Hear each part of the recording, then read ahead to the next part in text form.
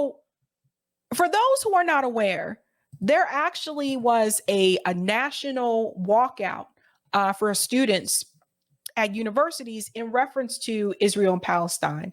So like I said, a lot of the younger kids, college kids, they really get it. And I want to start with this video from two of the students that were at Harvard that wrote that letter. So this is Amari and Kojo. They're speaking here at the first Boston rally that I went to. I want you to hear what happened to them because these students are being targeted. You know, there was a walkout at Boston University as well, where there were hundreds of students from different colleges in Boston that I guess like somehow met at Boston University and walked together. I was going to try to cover that, but I had a meeting, so I couldn't make it. But it turns out it's probably good I didn't, because a lot of these kids are being targeted now in a threatening way. And two of them that were targeted were Amari and Kojo. And the thing that you need to know about them is that they actually took their pictures and enlarged them, put their pictures on trucks and drove them around campus, calling them, anti-Semitic and things like that. These kids, from what I've seen, have not been protected by the university. And more people are speaking out. But you can hear this from them. We know firsthand what these attacks feel like. There are lists with our names on it demeaning us and slandering us. They paraded a truck around campus with me and Amari and other organizers' face and names on it in an attempt to derail our organizing. Billionaire Bill Ackman is mobilizing the ruling class to make us unemployable. But we shall not be deterred. We stand proud. We raise our flag. We raise our sign. We wear the fears. We wear them. Shamefully, it is primarily Black and Arab students that are facing the brunt of these racist attacks. They can plaster our names and faces on trucks. They can parade through Harvard Square calling us anti-Semites. They can even attempt to make us unemployable in the future. But none of that changes our solidarity with Palestine. And the fact that we believe in a free Palestine from the river to the sea.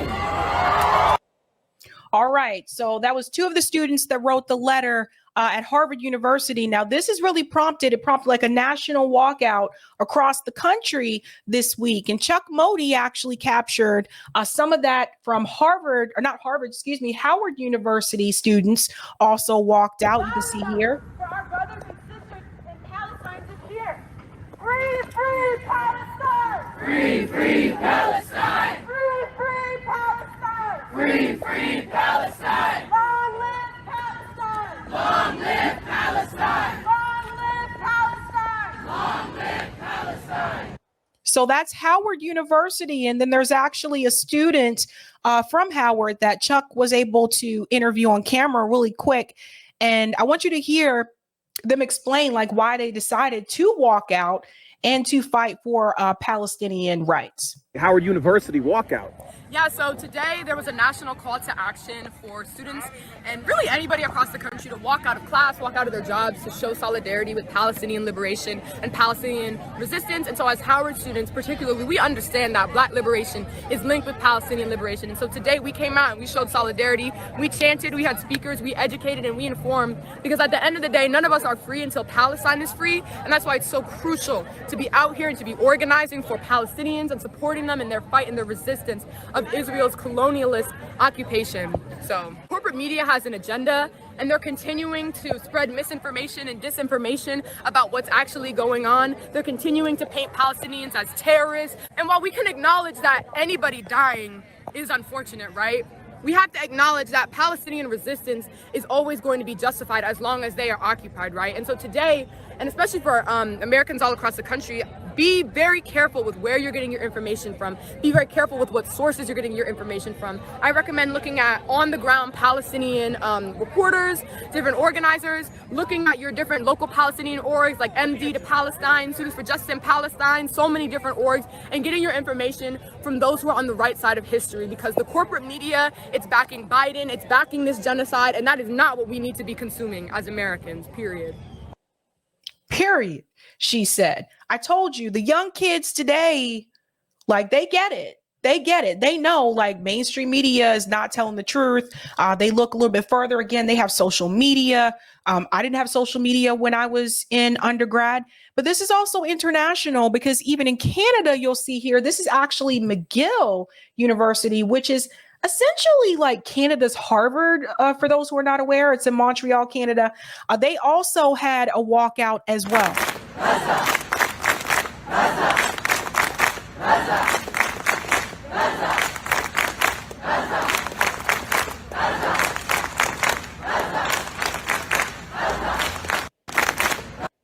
All right, so that's McGill University in Montreal, Canada there. Now, why is this interesting? And where did this include Dr. West? So Dr. West made an announcement recently in reference to the student protests. And then I'm going to show you, he had this discussion with Chris Cuomo about this as well, the importance of standing with in solidarity with the Palestinian people. So here's Dr. West's announcement in reference to the student activists and organizing around this particular issue. I am on my way to UCLA to be in deep solidarity with the precious students, Palestinian students, but all students who are in solidarity with what is happening with our precious Palestinian brothers and sisters in Gaza, the genocidal assault on Gaza, the barbaric attack on Gaza. There's a national walkout across the nation of colleges and universities, and I am blessed to be a part of the walkout at UCLA. We want freedom across the board. We want equal dignity, equal rights, and equal status for Palestinians and Israelis. I am on. All right. So that announcement came from Dr. West that he is going to participate in the UCLA student walkout. So that's huge news. Now, to go along with that, he had this discussion on News Nation with Chris Cuomo. For those who are not aware, Chris Cuomo from CNN got fired from CNN. He's now a part of News Nation, which essentially is like kind of like a Hill Rising in a way. I think they're owned by the same company, but they have like a lot of different hosts. I think more hosts than Rising does. So Chris Cuomo just doesn't seem to understand why Dr. West has this perspective. So Chris Cuomo is going to Cuomo. He's going to do what he does. But Dr. West is here to push back. Listen to this. If Hamas were gone, Cornel, you would not have the ability to say, I get why Israel's got to defend itself. If Hamas were not motivating violence in a real way ever since the second Intifada, that's I don't where see we how you don't disagree, see brother. them as That's the where we problem. disagree. No. Terrorism is defined by killing innocent people and terrorizing people. Yes. The Israeli Defense Forces have done it. Hamas have done it. Both are immoral in that sense. So I'm not defending the killing of innocent people. These kids aren't accusing Hamas of genocide. People who do. They're accusing Israel. No, but a place that was targeted by genocide. What is happening? Again, who controls the resources? So Dr. West just explained to Chris Cuomo that the IDF has been attacking people. Guys, these videos are all over social media. You can find them very easily. Chris Cuomo, I'm sure, has seen them. But again, he's doing his job of puppet keeping as well.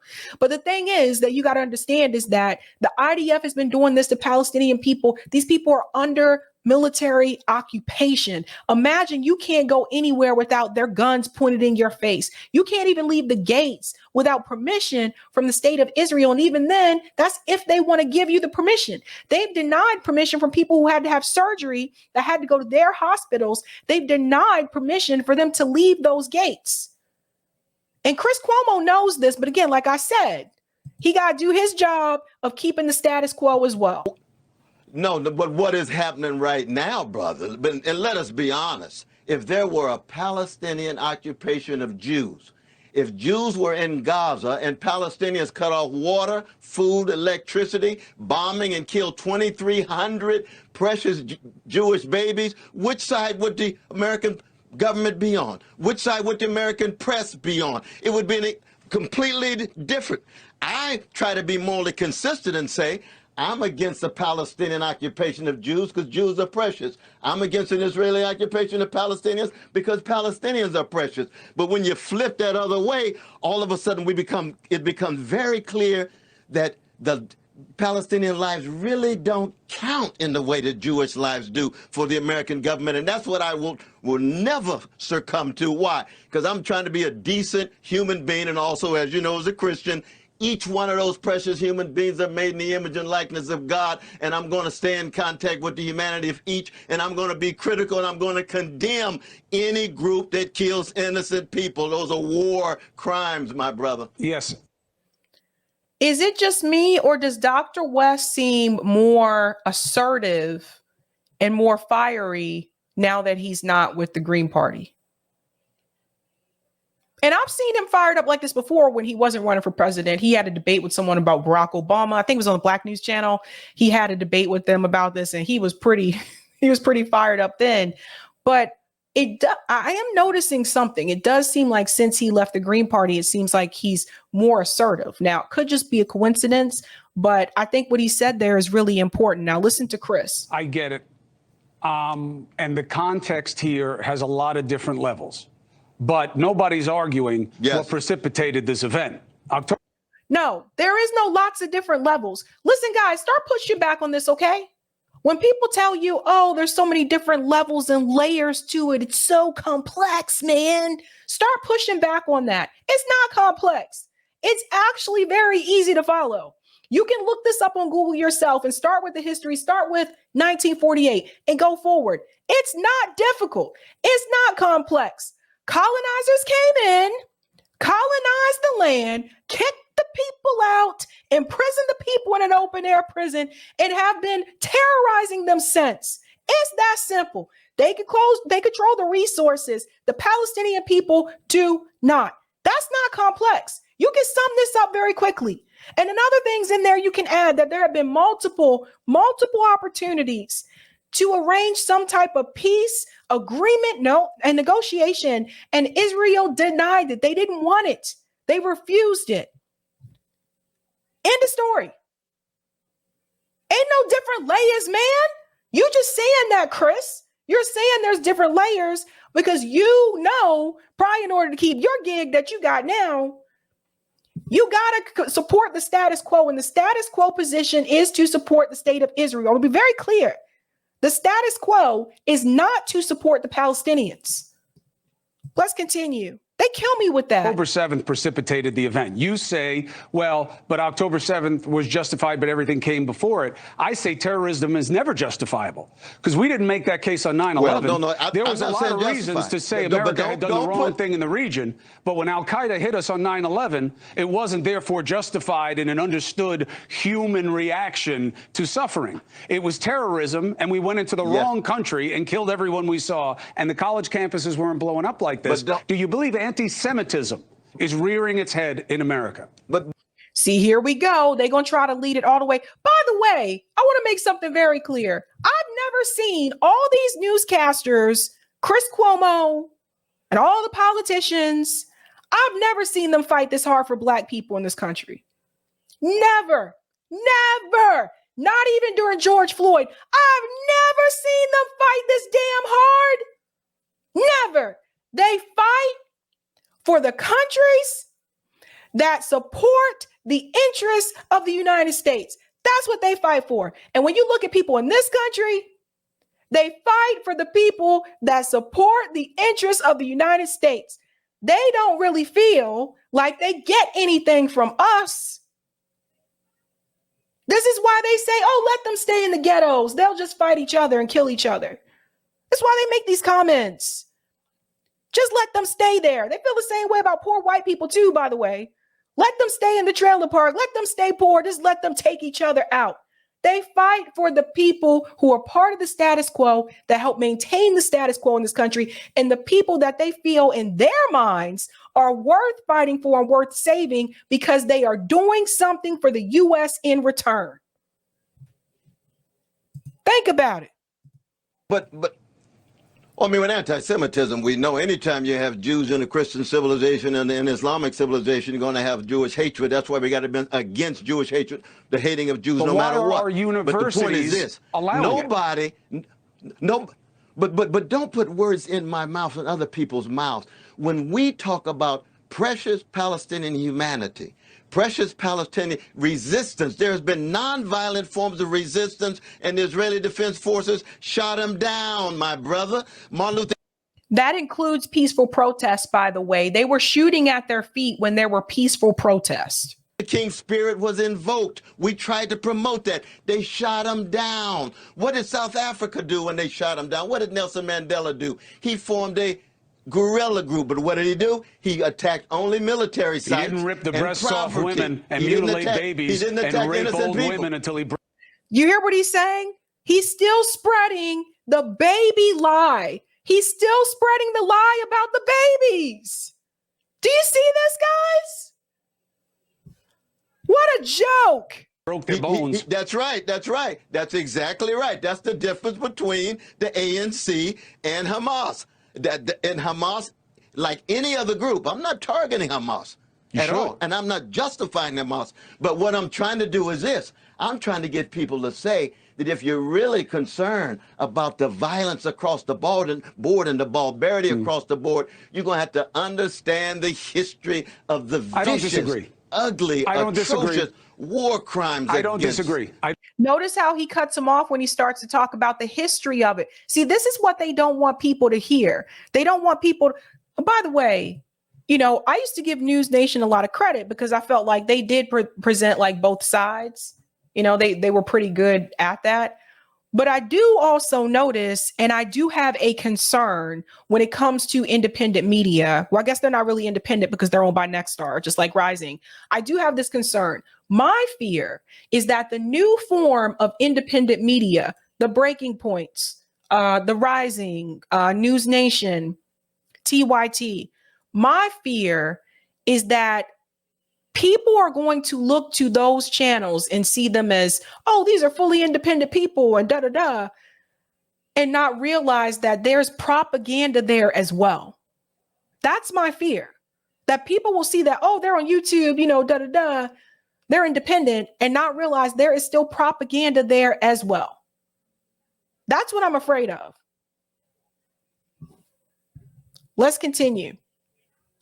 Don't disagree. We got to be honest. Read Norman Finkelstein's book on Gaza and get a sense of what's going on. I don't disagree that there is point. A sadness that approaches madness in terms of what has happened in Palestine for many decades. There's no question.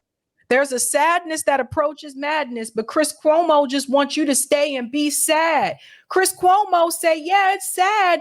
But instead of getting mad, instead of doing that, just sit with the sadness. If we were backed on Jim Crow, would Chris Cuomo say, man, it's really sad that those black people have to be treated like that, but just sit with the sadness? It's a damn shame that black people have to be slaves in this country and treated this way and whipped and picking cotton and free labor, not making any money off of slavery or anything like that. That's a damn shame that their families were ripped apart. The husbands were taken from the wives. The babies were taken from the mothers. That's so sad. But you just have to sit there. You can't rise up. Chris Cuomo would have been against the Haitian revolt. He's a Cuomo. He's a Cuomo. Don't let this man try to fool you into thinking that he's something different because he's working for News Nation now and not a part of CNN. He is a Cuomo. He know how his bread is buttered. Come on. He ain't crazy. He ain't crazy. He's not going to give up. He's not going to give up the ties that he has. Question that better should be demanded of the region and of all the allies. And also, Cornel, I would never put words in your mouth or anybody else's. I bring you on out of respect but that's why, to have a conversation. I understand. All right. I do. And you're welcome understand. back again. That's why I was just trying to correct and say Always. I would never say they're justifying. We got to be honest about our morality being consistent. Understood. But also understand there's rich humanity among Palestinians Understood. and Israelis, and trying to understand how vicious that occupation. We got to cease fire. We got to exchange the hostages. We've got to end the siege, and we've got to end the occupation and see how these Jewish and Palestinians can live together some way, somehow. What a pipe dream is still worth pursuing. All right. And let me go ahead and stop that there. So, like I said, I have noticed, like, since Dr. West left the Green Party, I do feel like he's been more, assertive, like in these interviews. It's just something I've noticed.